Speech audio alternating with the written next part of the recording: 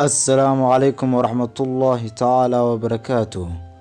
برنامج كان maanta waxaynu kaga hadli doonaa fagaara ka hadalka.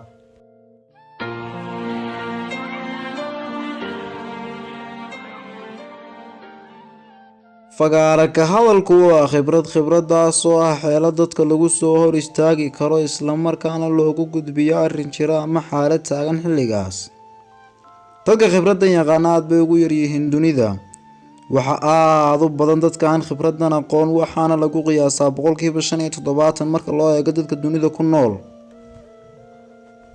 Fagaara ka hadalka aad buu muhiim u yahay marka loo eego dhinaca shakhsi ahaanta qofka oo ah inaad noqoto qof dareenkiisa bulsho u soo bandhigi kara, waana qayb weyn oo kalsoonida ka mid ah. yihiin dhinaca doodaha oo badanaa waa dad u soo gudbin kara fikirkooda kana dhicin kara dad kale. guud ahaan fagaara ka hadalka waxaa loo qaybiyaa 3 nooc oo kala ah. midka koobaad, mid dad wax lagu barayo. noocan waa nooca ay isticmaalaan badanaa macallimiinta hadday yihiin kuwa malcamadeed, jaamacadeed ama dugsiyeed. badanaa waxa adeegsanaya nooc ka mid ah fagaara ka hadalka fanaanada iyo jilayaasha. ka labaad oo ah mid dadka lagu madadaaliyo. hadalka ka mid ah. nooca saddexaad waa nooc cid gaara lagula hadlayo.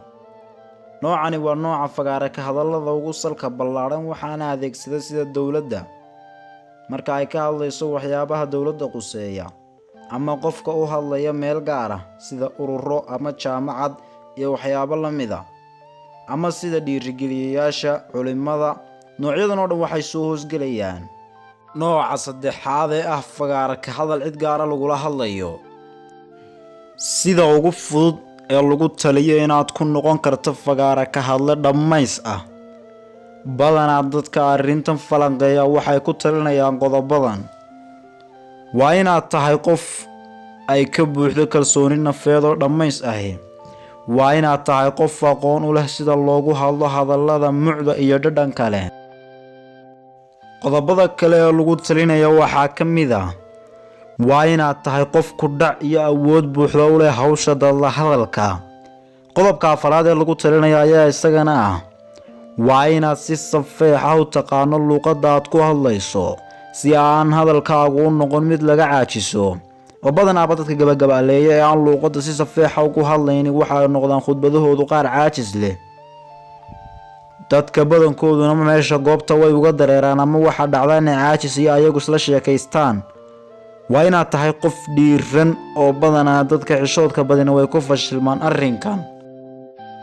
inahaas ayaan filayaa inay ugu muhiimsan tahay barnaamijkeena fagaara ka hadalka oo ay maanta ku soo qaadanay qodobkeena. inahan ayaanan ku soo koobayaa, waxaana filayaa haddii aad dabaqdo waxa aad loogu rajo weyn yahay inaad noqon doonto fagaara ka hadle dhammays ah. inahaas ayaan ku soo koobayaa barnaamijkeenii maanta. fadlan haddii aad nagu cusub tahay subscribe saar channelka, siina share garee. mahadsanid.